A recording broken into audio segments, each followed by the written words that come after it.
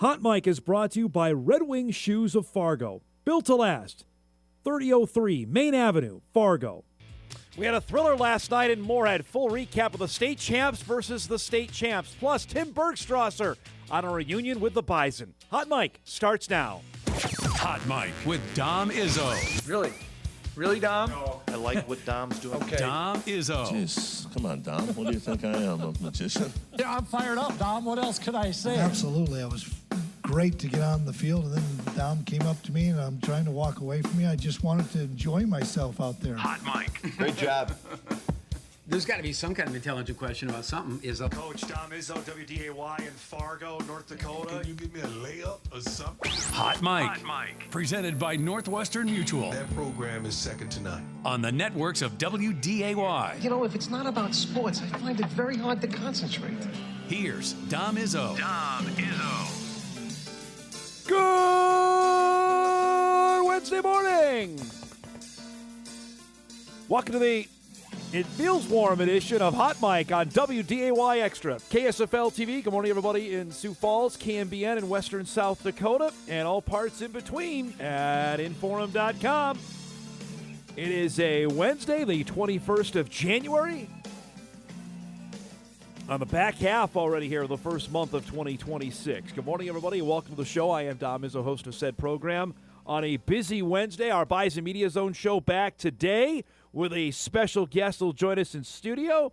We'll tell you about that coming up later on in our program to get us ready for College All-Star Weekend. Now, for the next 2 weeks, we're going to have College All-Star games happening. There's one tomorrow night featuring a handful of local guys. Then the Senior Bowl starts next Tuesday with practices in Mobile. We're going to check in there a couple of times. The East-West Shrine game going on again in Frisco. We've got some ties there as well. So we've reached that part of the calendar in anticipation of obviously the Super Bowl. And then draft season begins in earnest. And we'll have plenty of time to discuss that because it appears we're going to have at least a couple guys have a high shot at being drafted. I don't know about as early as we did last year, but we're going to be chatting about it over the next few months, which is exciting. We'll get to that coming up later on in our show today. We're on the doorstep of another big basketball. I can't say doorstep, actually, because there's games today. Of Summit League play beginning tonight. We got 3 women's games. The North Dakota State women are back in action on the road tonight at St. Thomas. See if there's any letdown after the huge emotional win they got Saturday in Brookings now against a St. Thomas team that's just okay. But this is a place where the Bison have lost before. So we'll see what kind of team that they have, frankly, to back that up. The Jackrabbits are back in action as well tonight. They're in Grand Forks to take on UND. The Bison men are on their way later today to Denver. We'll preview that. Excited to welcome back an old friend of the show to preview that game coming up later on in the show this morning. Also, we've reached that time. I got my phone was blowing up this morning with the first mock drafts of the year. Mel Kiper has got his first one out there. If I dare wade into those pools, we could do that coming up later on in the show. So we'll see how time allows for it here this morning. We got a lot to get to. Last night, you had no shortage. It was a Tuesday night in January. I mentioned it yesterday when we were teasing what was going on. You know, between everything professionally, you know, the Wild were playing last night. The Wolves were playing last night, we'll get to. You had a bunch of high school games last night, whether it be wrestling, basketball, hockey. We had a thriller on our airwaves last night, which we'll show you in a bit. That was the typical great sports Tuesday. Those are the kind of Tuesdays I'd go in and like, I have no idea how we're going to fit all this in 3.5 minutes or sometimes 4 minutes. We're going to try, but we may not be successful. But that was the kind of nights like, let's go. Get on camera for about 15 seconds and then roll about 8 tapes worth of highlights, which was the best. So we'll do that here. And we'll roll it with the Wolves wrapping up a roadie last night. Had lost to Houston. Had lost to San Antonio. Had a couple days off. Anthony Edwards was back.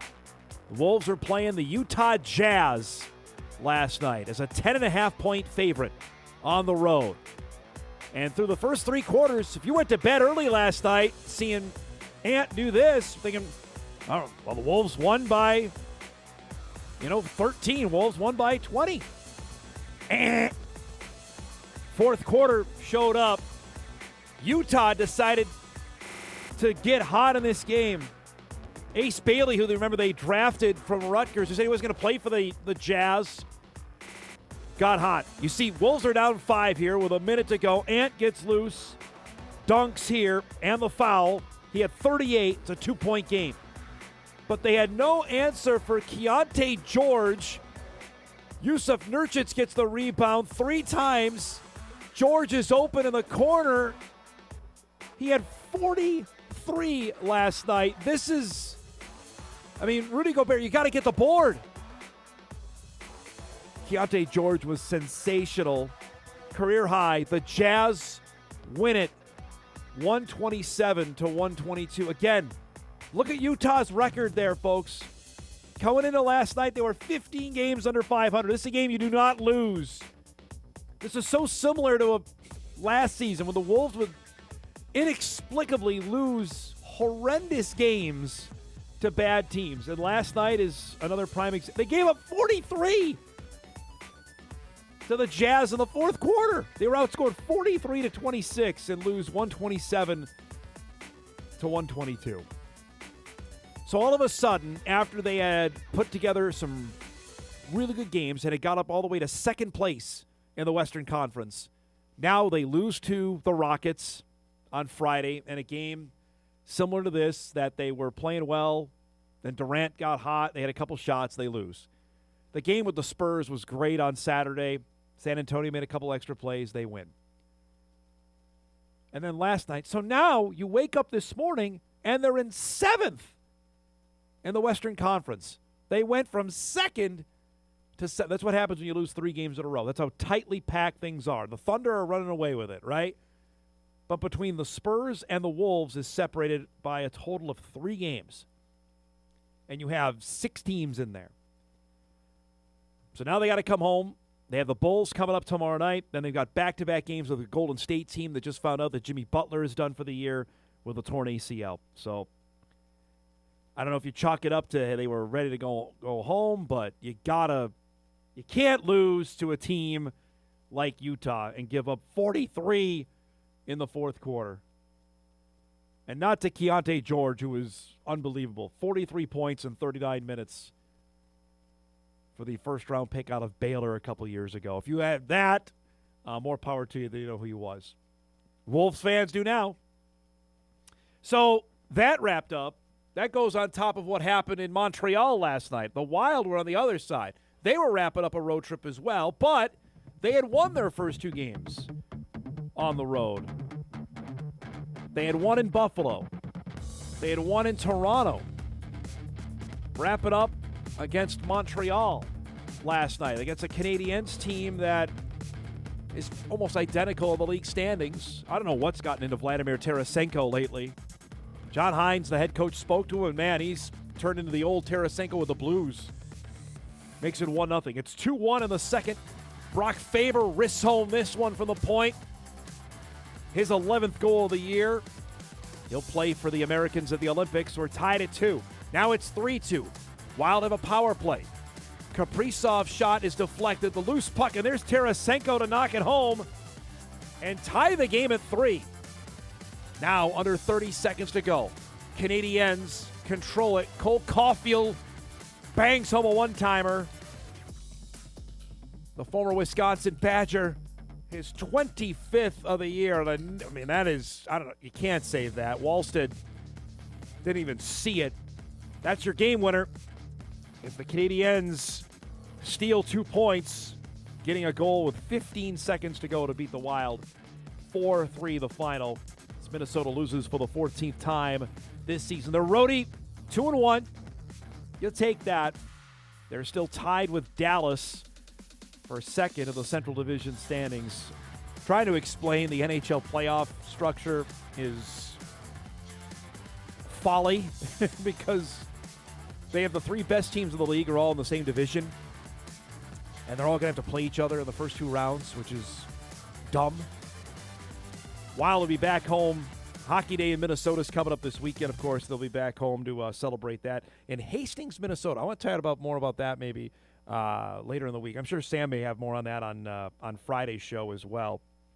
But Hastings gets that this year. So that's the final last night. That wasn't even the best hockey game that we could talk about in the area, because last night on our airwaves we had the best game of the year, ?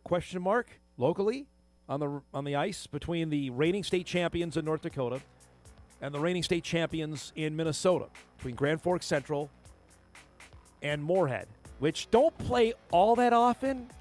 So the fact that they were able to find a open date on the schedule, let's go. And the game rarely lives up to the hype. Last night it did.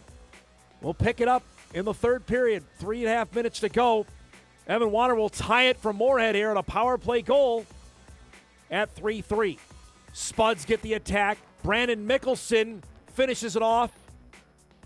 Makes it a 4-3 Moorhead lead. All right, Spuds are going to close it out with 2.5 minutes to go, right?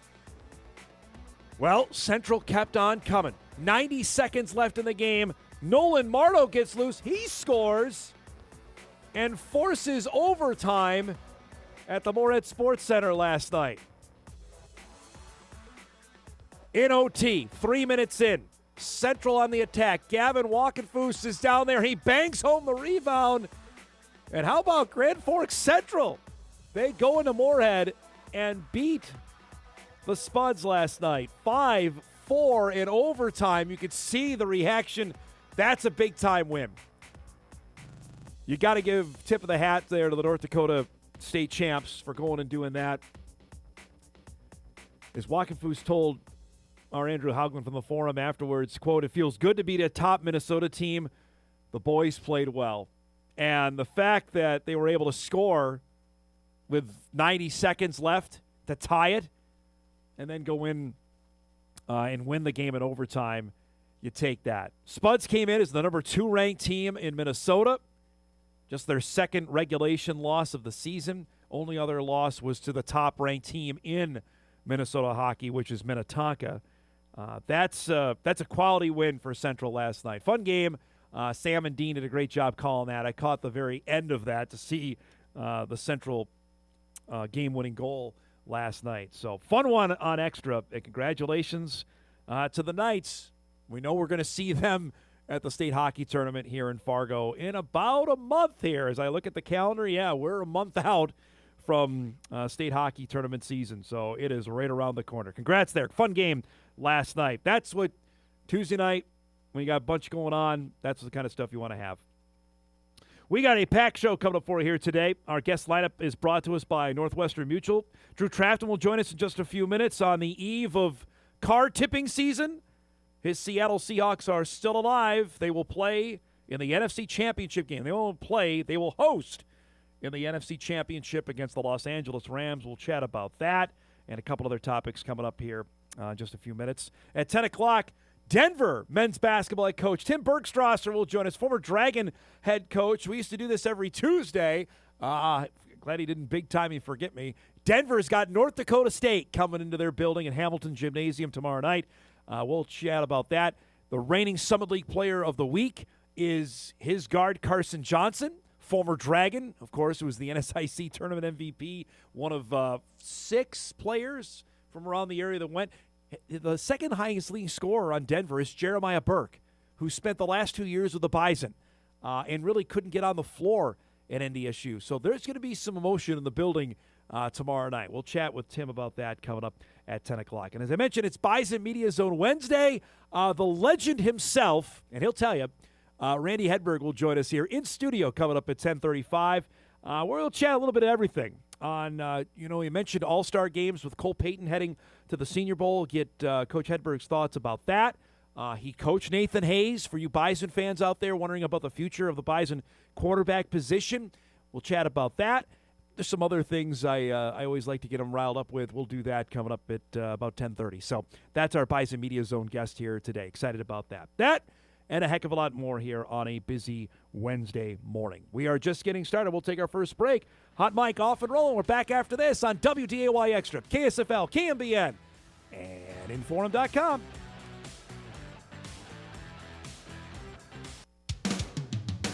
the biggest Seahawks, Sounders, and Mariners fan in the FM area. It's time for Views with Drew. Drew Trafton joins us each and every Wednesday at 9:20. We were just reminiscing on old, days in newsrooms and stuff. We've graduated from those days. It was just about how sports, either preemptions or anything of the like of that. Like how ratings used to work. Right. Like if I were to say the word sweeps to anybody upstairs right now, do you think they would? Outside of they think we're Henson talking about, and Wallivan would know what I'm talking about. Everybody else would think we're talking about Karate Kid or using a broom. Like that's. And for those at home, like we had a ratings period 4 times a year where it was lockdown. Like there was no vacations allowed. It was November, February, May, and you reminded me July because I don't remember July ever being a big one. But those first 3, that was we're going balls to the wall. We're going to have special reports out. We're going to do all this because we're trying to get the best ratings that we can. And it just that was the only time of the year that you could be measured. Right. Where now like they can break it down to like 5-minute intervals if you want. So every day sweeps. Right. Which means now. no day is sweeps. Correctamundo. But it was just those times. I just remember walking in the newsroom like, all right, here we go, lockdown. We got to have a big day today. Yeah, is the playoffs.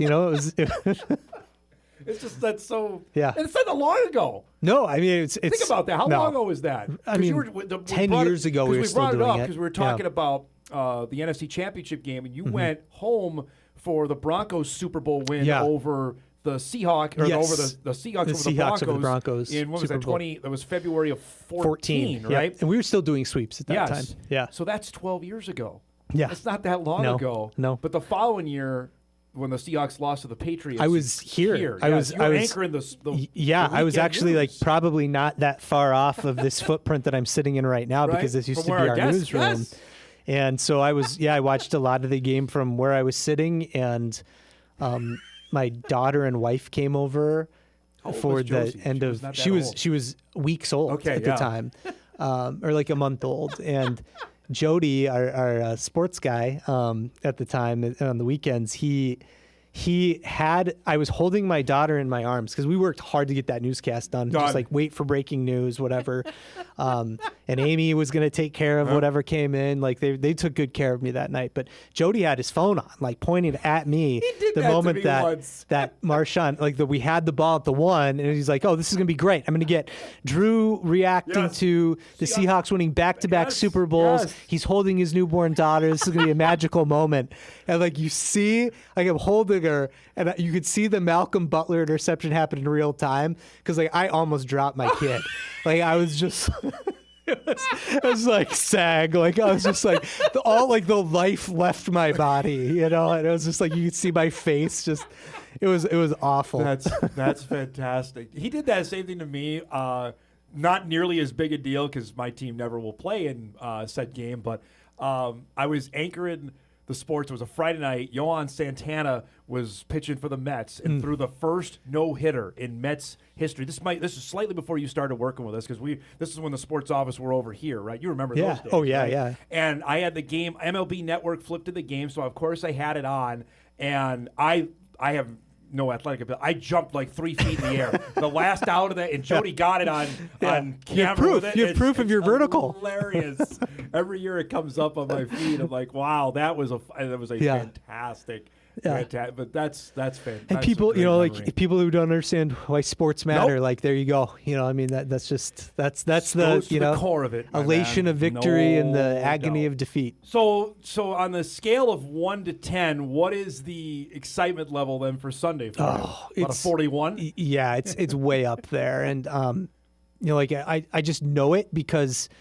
It's not something I'm feeling actively every minute of the day, but so much of my brain space right now is just going to breaking down this matchup that I have absolutely no control over whatsoever.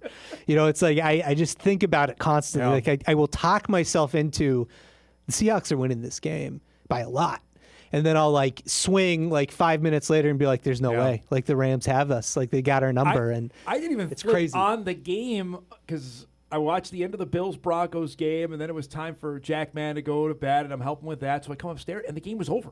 Like Yeah. it came up, it was 17-0. I'm like, what? Yeah. This game is donezo. Like Seattle's not messing around. Yeah, here. I They're mean, not we gonna didn't lose know this it at the game. time, but they scored the game-winning touchdown Yeah. 13 seconds Into into the the game. game. You know, and it's like that's okay with me, and I enjoyed watching it. I'm not sure anybody else really did, but I was like, this is great. Yeah, that was a curb stomping. So, Yeah. did you have any rooting interest on Sunday night between the Rams and the Bears? Yeah, I was actually staying at a relative's house in Iowa on this weekend, and we and they're Bears fans, and so we were rooting for the Bears, but I wanted the Bears just because I didn't want the Seahawks to be the first team in NFL history to have to play two teams 3 times each in a season, and I just like that.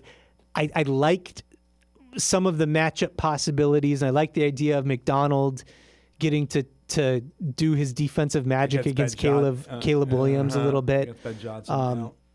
You know, even though the Bears did feel a little bit like a team of destiny there for a bit. Oh my but, gosh, how they tied the game. Yeah, absolutely. that was wild. But I you think know, I would have gone for 2 there. Yeah, Easy you know, to I think say that now, but they had yeah. all the momentum, everything. The Rams are completely on their heels. Johnson's It's a cold. inventive It's- guy. yeah. You got to have a cool 2-point play Yep. that, hey, we think You this will have absolutely to work. Yeah, we were having that conversation before he threw that touchdown. But it's like also like in the elation of that moment, it's like it's so high adrenaline, Yes. and like the crowd is so insane that it's like you could like it's like do you just take the safe point, you know, because so many weird things can happen Correct. with that extra point try. But yeah, no, I totally was on board with that too. I was like, they probably should just you end have this. a mini FCS playoff deal you're going through here because we deal with that all the time in the FCS Yeah. playoffs with rematches. The Seahawks have Yeah. got that here now twice over. Yeah, and just with the history of these two teams especially, it's just so even. You know what I mean? Like just this year alone, like 1 point separated them. You know, total yards gained, 1 yard separated them. Overall, I didn't realize this, but like head-to-head matchups all time, the Seahawks have one more win than the Rams do. Like it's these teams and like they brought Mike McDonald into Seattle to do this. Like he was hired and John Schneider made no secrets about it. Like we are bringing in an elite defensive mind that we believe can compete with Kyle Shanahan and Sean McVay, be the counterbalance to that. And so like this is why he was brought to Seattle. And it's just like it's bizarre that it has come to this where like that's the exact path you have to go to. It almost feels like Rich Eisen said this earlier this week that like Seattle has to win the NFC West twice. Pretty much. You know, and Yep. it's like, like you really do. You have to, you know, and like to rattle off, it'd be 4 straight wins Man. against the Rams and the Niners to get to the Super Bowl would be like that's a tall task, especially when all 3 teams won 12 games Yep. at Right. least. You know, Yes. it's like that's a tough path to get there, and so that's why I'm a little hesitant. Even though I feel like, you know, I feel like Stafford might be his finger is hurt. Yeah. You know, and like that's affected his throws. I saw a stat that he's 1 for 10. How hurt is Darnold? How banged up is he? Because see, we certainly get an answer on Saturday night. And I thought that was maybe a little gamesmanship, Yeah. you know, because of San Francisco designating Pearsall and Warner and all of that. Like I thought maybe they made a little more of that than was honest. Actually, yeah. So I don't know. And they lost Zach Charbonnet, Yes. who's like this, you know, the 1-2 punch for their running game, who did all their short yardage. You know, so it's like, okay, well, that's going to matter, you know, and Darnold has played very poorly against the Rams. Yeah. 7 turnovers. That Thursday night game in the last they 2 played, games. whatever it was, for early December when Yeah. he led them on the drive to win the game, though. Yeah. He was fantastic Yes. again. But you're right. He's not been good And so, against the Rams but this year. the way I look at it, it's like the Rams have played 5 of their last 6 games on the road. Yeah. They played an extra quarter last week. The Illinois State of what's going on in the NFL playoffs. The Seahawks have played 1 game in the last 3 weeks. You know, or 2, they played like by the time we get to the game, because it'll they be played the 49ers on a Saturday there to end the regular season. Yeah, and they had a bye week. Right. They played, another 6 days, the game, and then they're gonna have another 7 days between games. And so, you know, it's like you look at that, a really loud stadium. It's like, you know, okay, I could see where that favors the Seahawks, you know, a little bit. But on the other hand, you know, I mean, Yeah. it's Sean McVay. He hasn't lost in a title game. Seeing Cooper Kupp play again as well. That against the Rams. I really hope that's sustainable, what we saw from him last week against the Niners, because he was really not dormant during the season. He'd make key catches here and there. Did against the Rams in the Thursday night game. Yeah. Oh, yeah. And I mean, like but he's been, as everyone knows with his game, he's an incredible blocker. But he was their leading receiver against the 49ers, and he made some big grabs. And it's like, man, if he was saving up or like they were waiting to, like, it's like, dude, you just make sure you stay healthy, and we'll really like go for it, like all out in the playoffs. If that would be great. Oh boy, I'm looking forward to that. That'll be. It's gonna be a good part game. Is the Seahawks have Super Bowl history with both the AFC teams. Yeah. Obviously, we just mentioned with the win over the Broncos and the loss to the Patriots, and ironically enough, the game is in San Francisco Stadium. So one way or the other, an NFC West team is going to have ultimate bragging rights of the 49ers because they'll have won the Super Bowl in their stadium. Could. Yeah, I mean, they'll have the opportunity at least. And I as a Seahawks fan, like if they can win this game, and I think they can, like if they play their game, if Sam Darnold doesn't turn the ball over, I think they've got a really good shot at it. I'd like to see New England because it's like, get that, like let's do that. Like let's take another shot at that. Yeah. See, what must it be like to have a team playing now? Because you're in this mode. I'm in Mel Kiper Jr. mode where they put the mock draft out, and I'm looking because obviously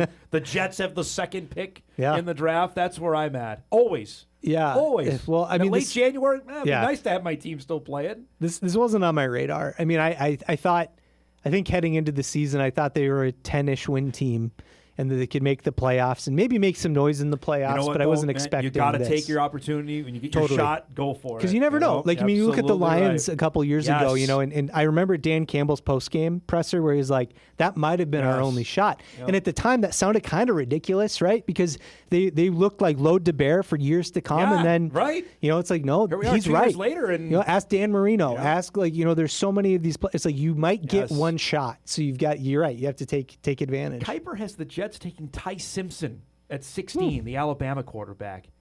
I don't like that idea at all. What do they have him doing at 2? Arvell Reese, the linebacker from The Ohio State, which I'm okay on that one. I do not want Ty Simpson, That's I don't think. Linebacker is a tough position to justify in the top at number 2, or like, I mean, even in the top 5 How many or games 10. has Ty Simpson started? Like, he probably started less games than Zach Wilson. How'd that work out? I think the Jets should maybe just like forfeit. Like, no, it's like, hey, like you did the veteran route with Aaron Rodgers, and it didn't pay off. Nope. But maybe there's something to that. Like go get a proven commodity at quarterback and try to build from there. Like, I don't know. Who's that? Who would that be? I don't know. Someone's going to be out there that can. You know who is? But you'd have to give up something for him. Is Mac Jones. Yeah, he'll be available. He's still got a year left on his deals. You'd have to trade for him. I would take Mac Jones. The Niners need some draft capital. Clearly, the Niners need draft capital.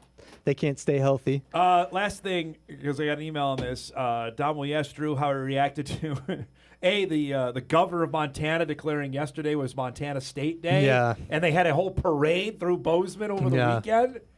Just enjoy it. Have your moment. If you win one every 40 years, I can live with it.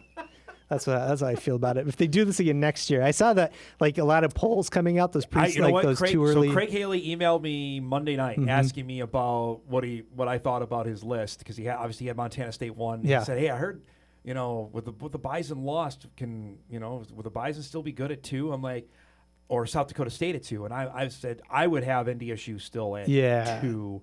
And plenty of Jackrabbit fans have already voiced their opinion on this. Like the Bison lost. You know why SDSU didn't lose as many guys? They didn't have as many good guys as the Bison did. And we saw that play out very clearly when Chase Mason was out. Like that was very evident. Like, remember Indiana State? I do. Yes, like, exactly right. They went on a skid there, like a serious skid. Right. They lost to Illinois State when they were down 35 rip at halftime in that game. Yeah, those were ugly losses. And I'm saying the Jacks are going to be bad in 2026. I think SDSU is going to be fine, but the Bison will be fine as well. And I think we looked at the Cat schedule like the week after they won. It's like they get Nevada. Yep. And then then win that game. It's like smooth sailing. I'll call it now. They're going to win that game. Yeah, and I mean, like they very well could go undefeated. And they have Montana at home next year. Yeah, so it's like, do you? I mean, you can't really move them off of one.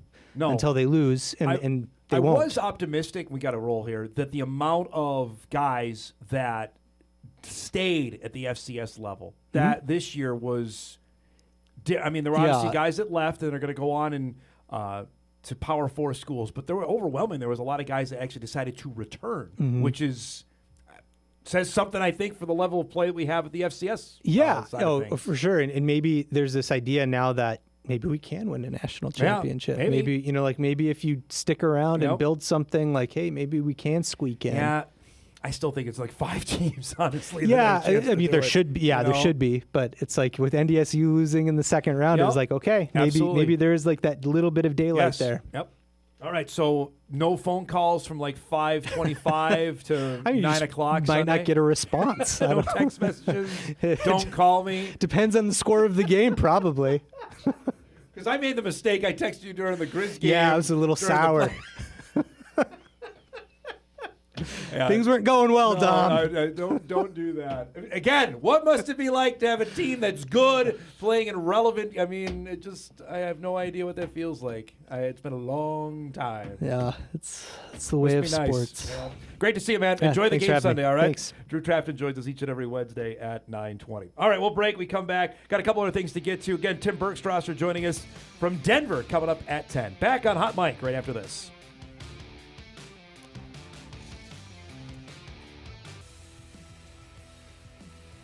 Welcome back, everybody. Wednesday morning show rolls on. Our thanks to Drew Trafton giving us a few minutes there. I'm not going to dive too much into the mock stuff here, simply to say that the first one is out. Mel Kiper has the Vikings taking an LSU corner. Where have we heard that before? Cornerback in the first round at pick 18. No other real surprises there. Again, this is before all the All-Star games get going. That starts tomorrow. The American Bowl is the first. It's in Florida. Then we've got the East-West Shrine game in Frisco. Then the Senior Bowl in Mobile. And then we'll actually have – that's when we can start having this discussion. Like we were talking a little bit this time last year on Gray Zabel's draft status, and that completely changed. Everything changed after Mobile. That's where I'm going to pump the brakes on it with Cole Payton. We're going to chat more about that in the second hour anywhere on Bison Media Zone. But Cole's name is being tossed around as a day 2 guy, as a second-round, potential third-round pick. The Combine is going to have a huge impact on that as well with Cole's physical ability. Bryce Lance, another name out there. I've had a couple Bison fans ask me, wait a minute, why isn't Bryce participating in the East-West Shrine game? Actually, I visited with Carlton Lance, Bryce's dad, about that last week. Bryce was invited. He declined the invite just to spend as much time training for the Combine. He believes that that's the best path to go, and then try and wow the scouts, GMs, with his performance at the NFL Combine coming up at the end of February. So that's the deal there on Bryce. And that's coming up a little over a month now, month and a half, NFL Combine. So, yeah, then we're fully into the offseason of what's going on and getting ready for the draft. But that's to come, and we'll chat more about that, especially on the Cole Payton angle coming up in our second hour. Let's do a few other items here. We mentioned yesterday the Baseball Hall of Fame became official. 2 guys got in, the 2 we talked about. Carlos Beltran, Andrew Jones are elected to the Baseball Hall of Fame. Beltran got 84% of the vote. You need 75 to get in. Andrew Jones got 78.4 to get in. Here's Beltran's numbers, just again to go over this. 9-time All-Star, 3-time Gold Glove winner, .279 batting average, 435 home runs, 2,700 hits, one of 4 players to reach 2,700 hits, 400 home runs, 1,500 runs, and 300 steals. The other 3, Barry Bonds, Willie Mays, Alex Rodriguez. And the other 2 are never getting into the Baseball Hall of Fame. Andrew Jones, what a career he had. Remember, it was 1996, which, again, for some of our viewing audience, were not even born. Game 1 of the World Series against the Yankees. Hit 2 home runs at Yankee Stadium, and the Braves won big over the Yankees. And that was like, I think it was 18 or 19 years old doing that. Like, who is this kid? because he just got called up. He wasn't even with the team. One of 6 outfielders to win 10 or more Gold Gloves. Hit 254, 434 home runs did Andrew Jones during his career. And I saw Jones up close. He was the Braves center fielder. He was always tormenting the Mets. It was him and Chipper Jones and Javi Lopez. Those teams were so bleeping good. Combined with Greg Maddux and Tom Glavine and John Smoltz. They just, come on. I think now out of those Braves teams, which only won 1 world championship, which is crazy to think about because they went to the World Series in 91. They went to the World Series in 92. They won the World Series in 95. They went to the World Series in 96. They went to the World Series in 99, and they only won 1 of them. Which goes back to our previous topic about getting there. You got to take your shot. You got to do it. Because you think, well, we're going to go and we're going to win all the time. Those Braves teams were amazing. They only won once out of those 5 trips, which is unbelievable. One other thing, Kolpak wrote about this today, which is a fun time to look back. January 21st, 2006 may seem innocuous to some. It is not to those that are fans of either Wisconsin basketball or North Dakota State basketball, because on that day, 20 years ago today, the North Dakota State men's basketball team went to Madison. Think about this. They actually got to play Wisconsin. Talk about things that don't happen anymore. And beat the Badgers that day at the Kohl Center on a game that, frankly, stunned everybody. This I heard about. I was still working in New York at the time. I came to Fargo 8 months after this game took place. 62-55, the final score that day. WDAY went to the game. That's how pretty cool that was. Freshman Ben Woodside out there, cannon triples. Woodside scored a team-high 24 that day. Out there with Andre Smith. There he is, former NDSCS Wildcats. Our guy Tim Miles is pumped up. Saul Phillips on the bench. A young David Richmond on the bench for that Bison team that went in there with Mike Nelson, a Wisconsin native himself, that shocked the college basketball, you could say, world that day, because the Bison were not yet eligible in Division I. NDSU was still 3 years away from Division I full eligibility. They were in the midst of their transition, and they beat Wisconsin. That was the start, back-to-back years, because the following year they went back to Wisconsin, this time to Marquette, with Tom Crean at head coach in December of 2006, and won that game. And Marquette, I think, was ranked 6th at the time in the country. Stat line that day. Woodside played 38 minutes, scored 24 points. Andre Smith, 33 minutes, 16 points. Mike Nelson had 7. Lucas Moorman had 6. Brett Winkleman had 4 points. They held Wisconsin that day. Yikes. Wisconsin shot 22% for the game. 22%. That not necessarily the best night for Badger basketball ever. Cameron Taylor was their leading scorer at 19. Alondo Tucker, these are names you remember, at 11. Joe Krabinoff off the bench had 11 for the Badgers that day. But when you look on the defining Division I moments that NDSU had in its early days, that one gets lost, and it shouldn't. Because this happened before any of the football success, right? Football had the win over Montana in 2003 in the first year of the transition. But that was it on the football side. The great heroics of 06 were still to come that fall.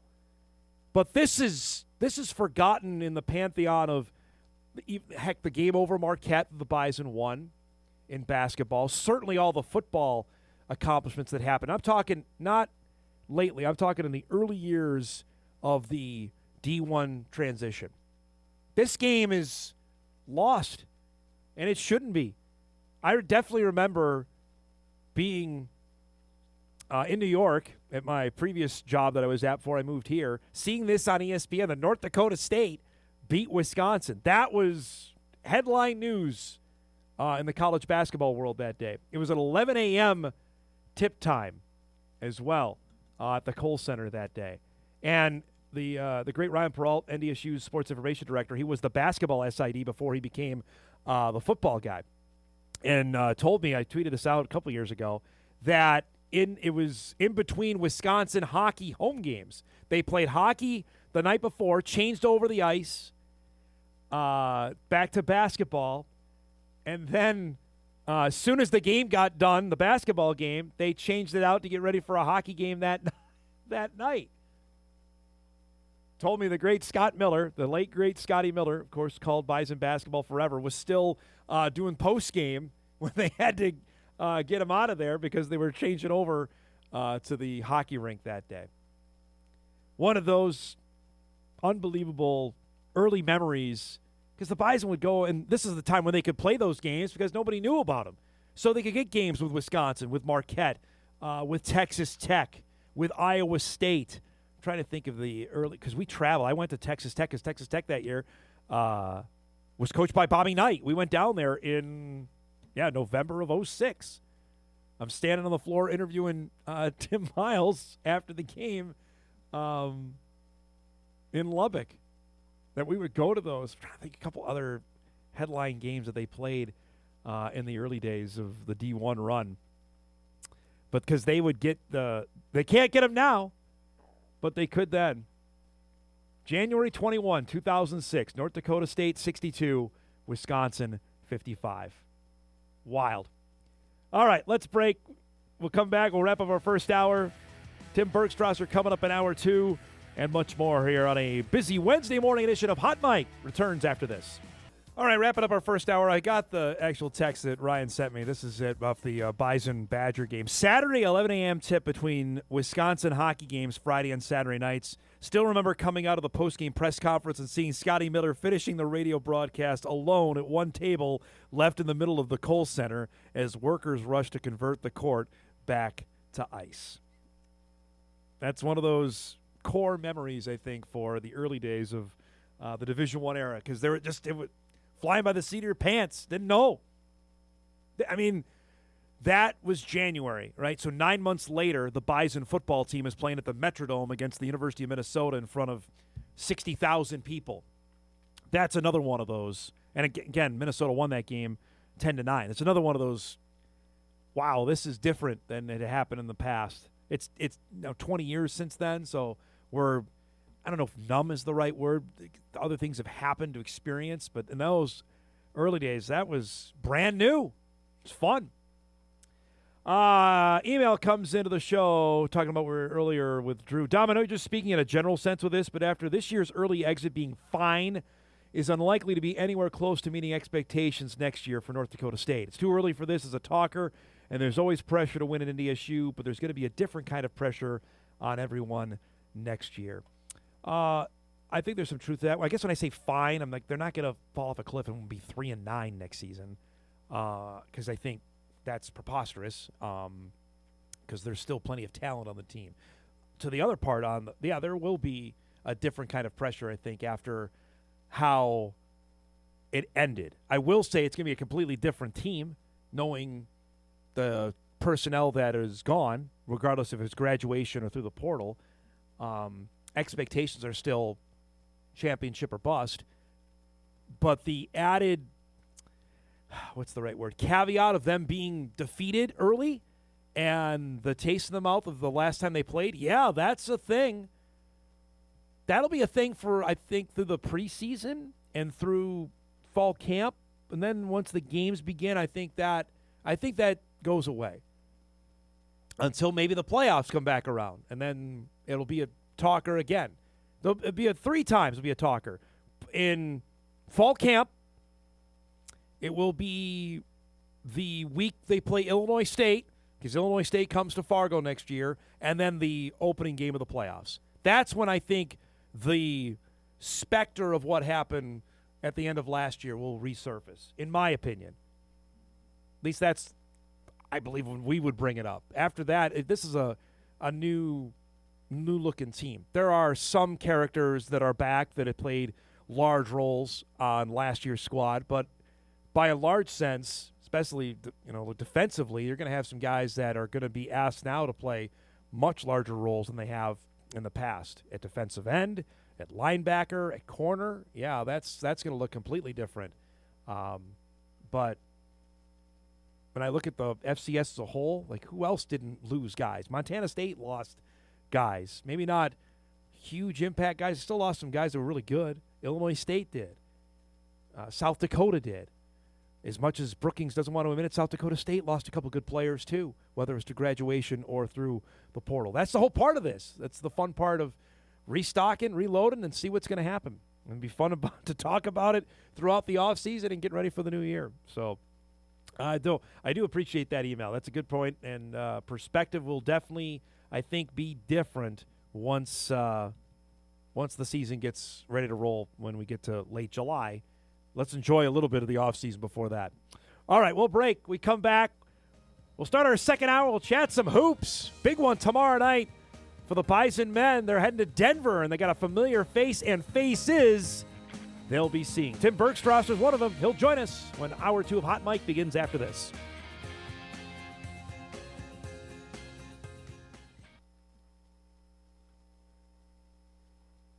This is Hot Mic. Hot Mic. On the networks of WDAY. Here's Dom Izzo. Welcome back, everybody. Hour 2, ready to rock and roll here on this Wednesday morning. Shortened show today. We got Bison Media Zone coming up in a half hour.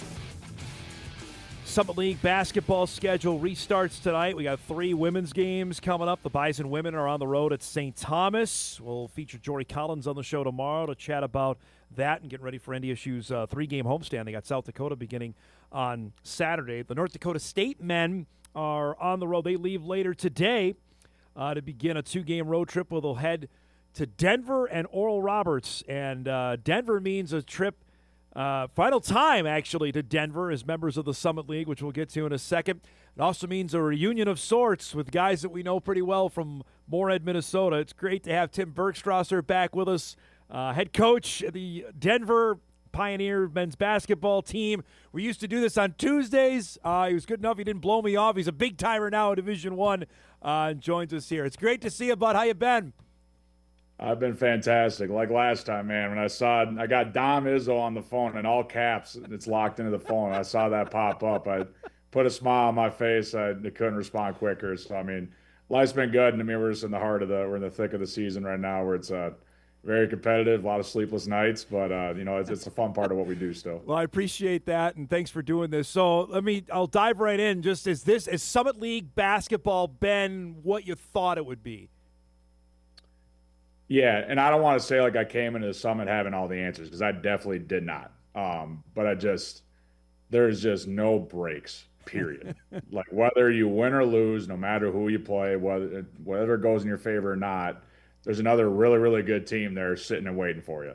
So it's all really the same. Like if you're not ready to play competitive, physical, tough basketball, you're going to get eaten up. And even if you play really well, you could still lose. So it is what I expected of just high-level basketball where you need to be ready to play every single night. You got a big win last week at home over Oral Roberts and I'll get to this in a bit, you guys are scoring like crazy. Just how has the team developed and I guess matured as the year has gone along? Because you know a bunch of these guys, but it's a different environment where you're coaching them at now. Yeah, I mean, it's definitely been a process, and we knew it would be ever since I got the job. And, when you have more time in the summer, that helps. But when you're bringing in essentially 10, 11 new faces and putting them all together, it takes time. It ain't going to be figured out in a month. And, you have to go through some trial and error, and I think that's just been a prime example of what we've been trying to go through this year and switch some rotations, switch some starting lineups.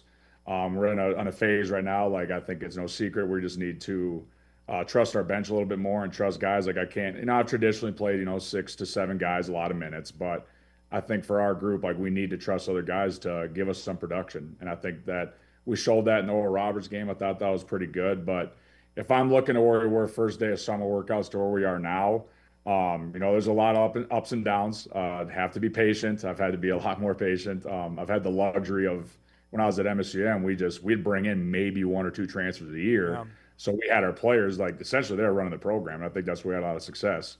whether I brought 4 guys with me for MSUM or not, like it's a process, and I just have to keep reminding them that and being patient. I have to be patient with that as well with them. Now that you've seen it, and you're the best one I could ask about this, the difference, we talked about it last year, how good the NSIC is to compete with the Summit.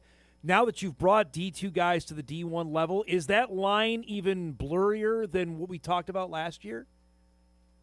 Yeah, we knew it coming in that it was just going to be a physical presence. Like the guys are stronger, they're more physical, they're faster. I like that for most games, like they let us play. So, we could talk about Carson being the prime example of coming to this level. I told him, like, you're going to have an adjustment phase. And you could see it, like he was still producing, especially on the offensive end. But you could tell it was taking a lot on him. He was a little more tired quicker because guys were physically beating him up.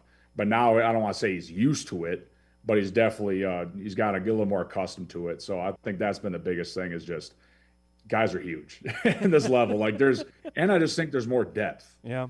Like in the NSIC, and this is not knocking anybody, like there's all good role players, but in the NSIC, there's a couple teams that's like you had to really, really focus on a guy coming out the bench that could go for 20 maybe every once in a while. But it's like NDSU being the prime example who we got tomorrow. Like their depth is incredible. Like they got a bunch of guys that make winning plays. They're really big and they could all score. So I think that's been a really big piece too, is just the depth and more guys to worry about. I know you got a lot of people's attention, certainly around your area with the win at Colorado State. How big was that early on for you and your program to get that? Yeah, that was a fun experience, and I told our guys just to embrace that as much as possible. When you're going into those bye games, you never know what to expect. And for me, I think anybody knows me as a competitor. I'm pretty stubborn when it comes to it. Like whether I get my butt kicked or not, I'm thinking I'm going to go find a way to win, and make sure that our team is prepared to go compete, not play timid or anything like that. And I think our guys did a great job of that. Just for like our program and what we're trying to build, I think that was a great moment because I don't think this program's done something like that in a while. But I wanted to make sure to our guys, like we shouldn't be surprised if we do something like that if we really think what we're trying to become. Yeah. And we hope that's not going to be the only big thing we're celebrating this year. Like that was a non-conference game like months ago. Like now we're in league. Like we need to make sure we're still playing to that level. It shouldn't matter who we're playing against. But as an overall program, university, city standpoint, man, it was outstanding. And then you beat Northern Colorado, so you almost have the triumvirate here of bragging rights in the state right now.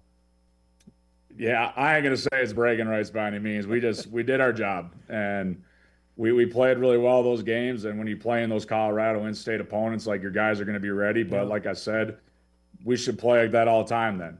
But we've proven that we have a lot of good scorers. And in the Northern Colorado game especially, like we were down and we handled the game with poise, and we came out of a timeout down 9 or 10 points if I remember right, and we went on like a 9-0 run right back at him. And Zane Nelson, he went off for 32 points. So that's just basketball sometimes, and we've all been a part of both sides of it, whether you're winning or losing. We know all about the Dragons. I want to ask them in a second. Tell me about Zane Nelson, finding a guy like him to come in, and how much of an impact he's had on your team. Yeah, he's been awesome, and he had a growth phase, and just understand how we do things. And I think we've had a good track record of bringing in transfers and getting them to play the way we want. I mean, we're pretty upfront with our roles, and then in the end, it's just up to the young man to buy into it and trust us. So I mean, it was a little choppy right away. Not like saying he was like a bad kid or nothing, but it was just some ups and downs for him trying to get comfortable how we do things. For us having a prior relationship with him, I recruited him very hard. I was trying to get him to MSUM when he left Arkansas Monticello.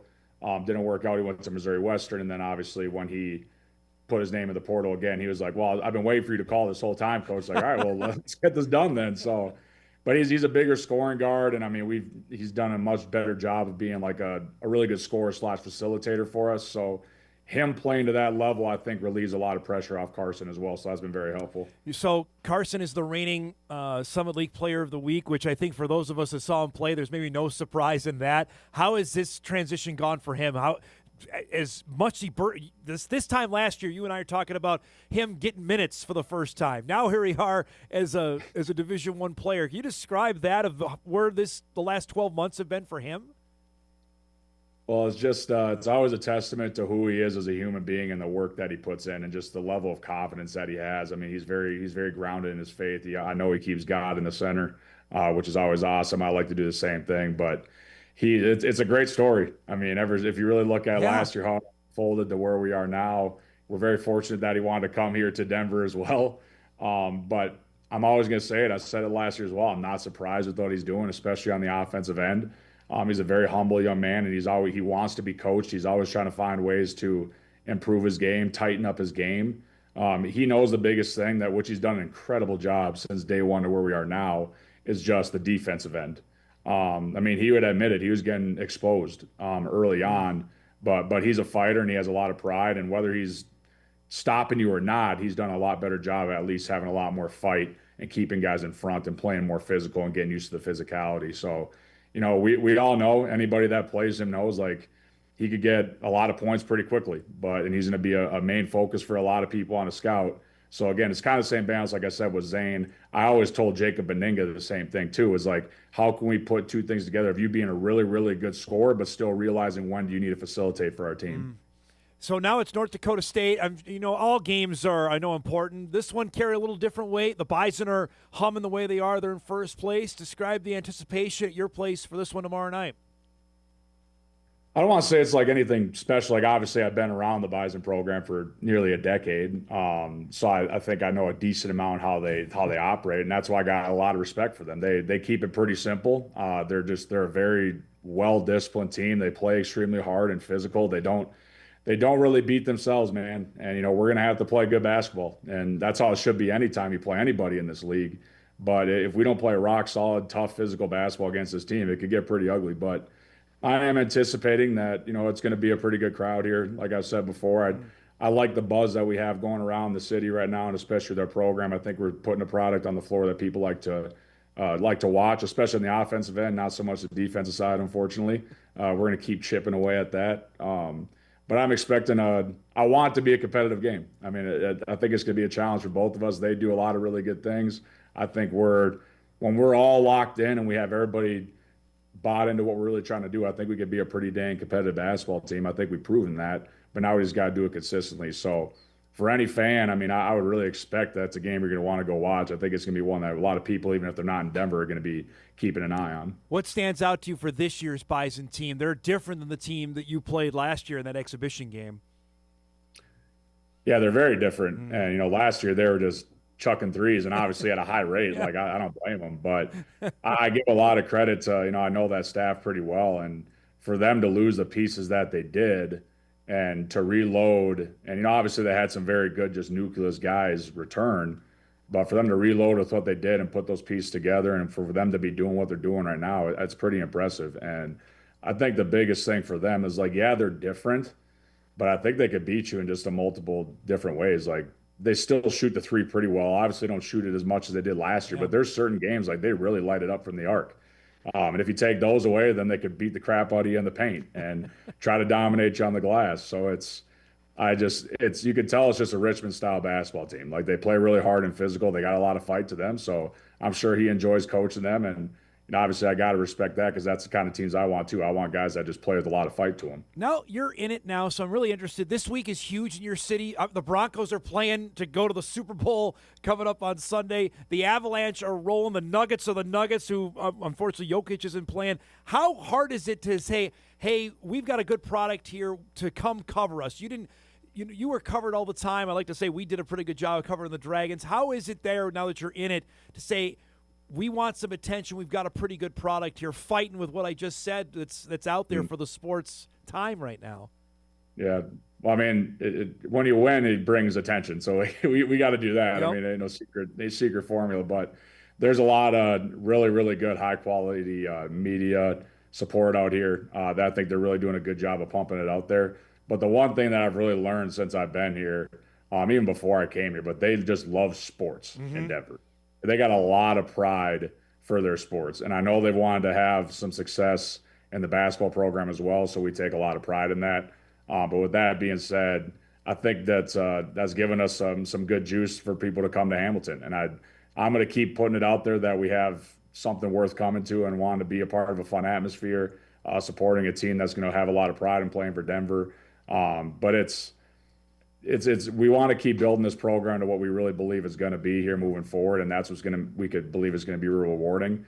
But it's like, if we could get some like crazy level of success, like, it's going to be pretty fun to be around. So we're just going to keep sticking our heads down and working extremely hard having a lot of pride for where we're at, and I think it's going to continue to bring in people that want to watch us and support us. So the last time I saw you in person, we were in Sioux Falls, mid-October. I'm going to be mad at you here if you were sitting on the news that you guys were leaving to go to the West Coast Conference. Can you give us because that came out the end of October. So what did you know? And tell me about this move, because this is different, man. You're going to be playing different teams, recruiting different areas, I have to imagine.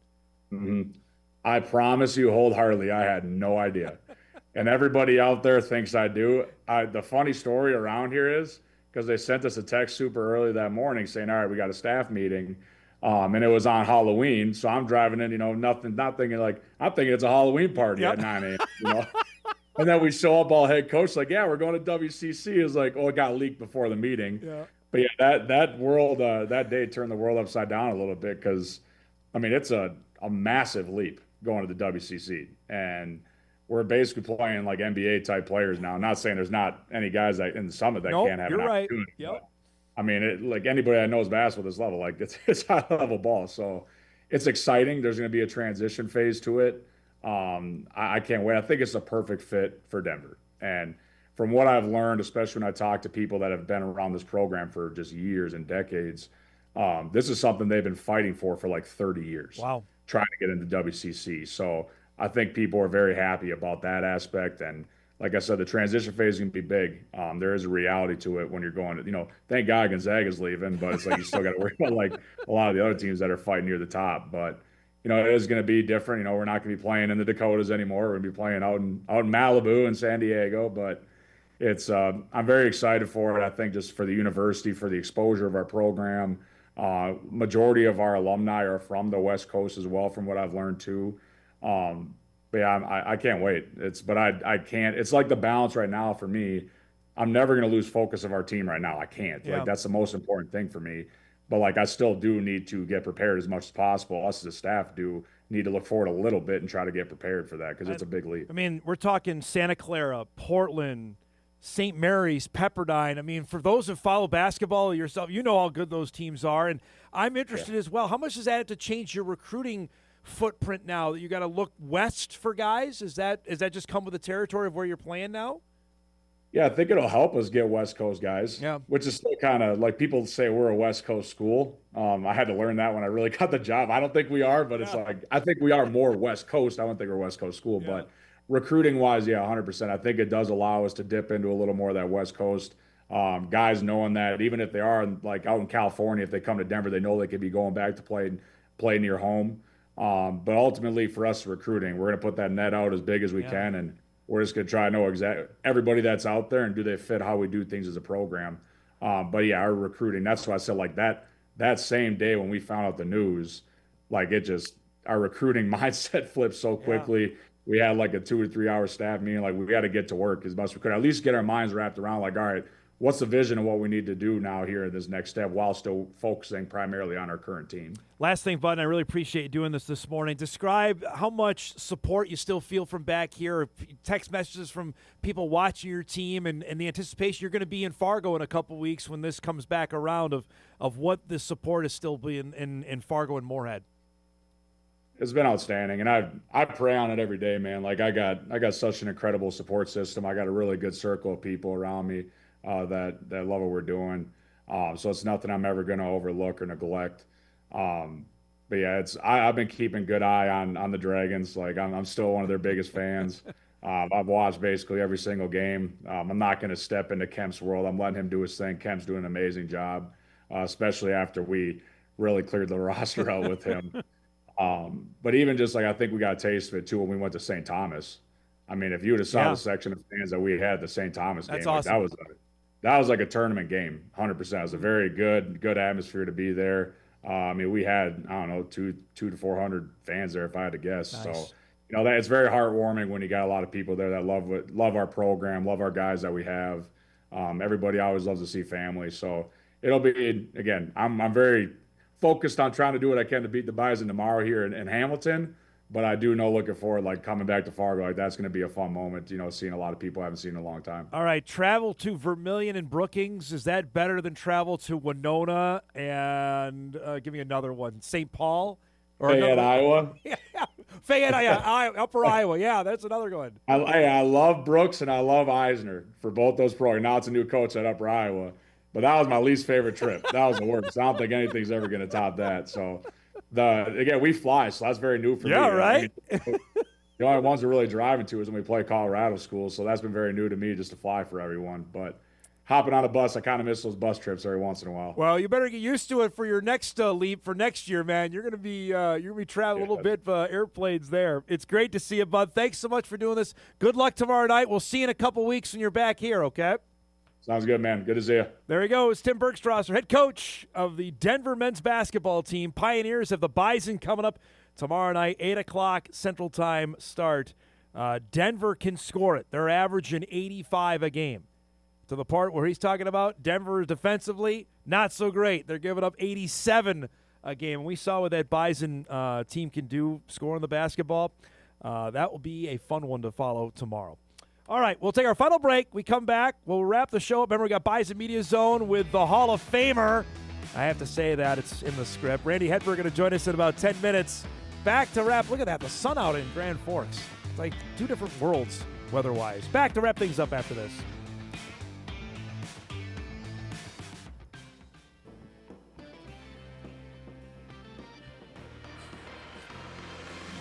All right, wrapping things up here on this Wednesday Spectacular. Tomorrow, big show. Tyler Roll will join us, Iowa State offensive coordinator to start our program. NDSU Athletic Director Matt Larson will be here in studio tomorrow for about an hour. Looking forward to that. We're going to hit a bunch of topics with Matt coming up tomorrow about 9:30. We'll have full highlights of the Bison matchup with St. Thomas, the Jackrabbit game with UND. So a big Thursday Spectacular. Looking forward to our show coming up tomorrow.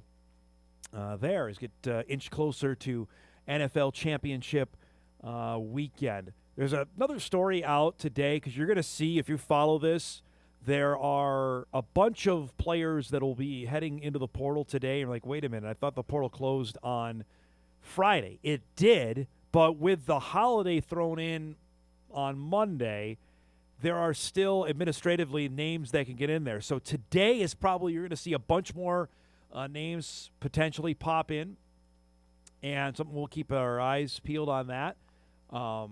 But that will be the end of it there. And then it's basically after that to decide where players are going to go, and the free agency season will officially come to a conclusion. But that's something, just if you're noticing that out there, like, wait, I thought it was done on Friday. It was, but getting all the paperwork and all that filed, that's still up for debate on that. So there's still a few days to wrap that up, and then it will be concluded.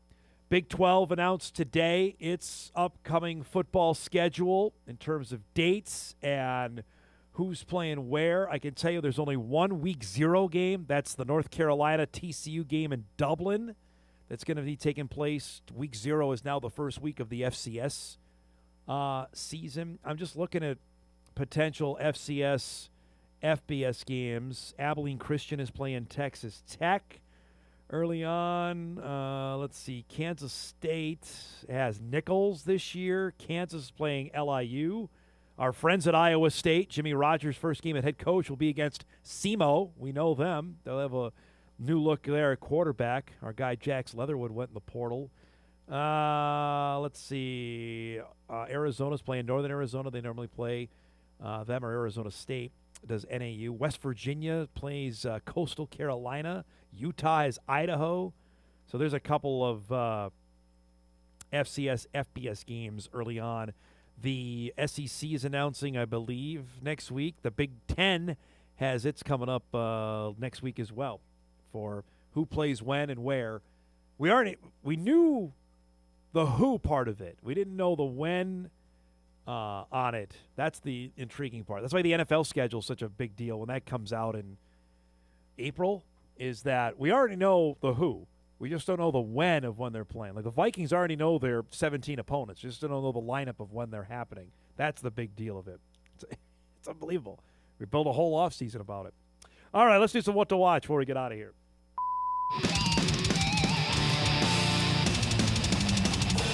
What to Watch is brought to us by our friends at Northwestern Mutual. Okay, I mentioned it. We got Summit League women's hoops tonight. Jackrabbits take on UND, 7 o'clock on Midco for that one. The Minnesota women's basketball team, big challenge for them tonight as they take on Oregon. That's at 8 p.m. on BTN+. And those Nebraska men's basketball team with the mayor, Fred Hoiberg, they are rolling. 8 o'clock tonight, they got Washington.